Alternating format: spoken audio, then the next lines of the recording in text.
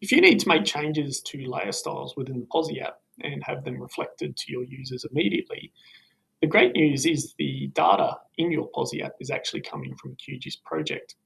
So you can go into your QGIS project, update your style, save it, and have those changes reflected in Pozi. So if we have a look at the map I have on screen here, I have some parking spots which are shown in this yellow colour, and they don't really stand out too well from my grayscale base map.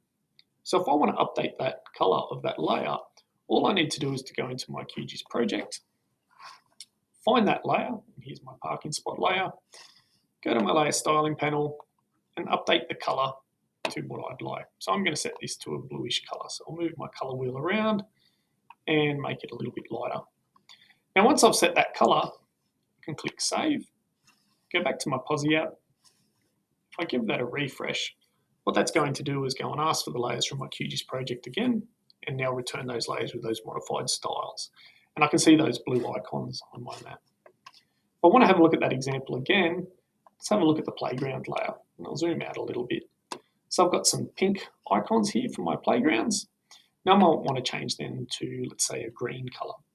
If I go back to my QGIS project, come down and make my playground layer the active layer, and I'll turn it on as well and turn off the parking layers and just zoom out so we can see them.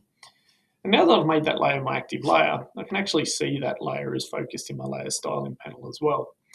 So just using my normal QGIS styling techniques, I can come and choose the color, that internal fill there. I'll click on my color swatch, and I'm going to use my color wheel again to make that a greeny color. So with that change made, I can save my QGIS project, go back to Pozi, give that a refresh, and I'll load those layers again with the styles that I've made. So I can see my green playgrounds and my blue parking spots have been saved and presented to the user.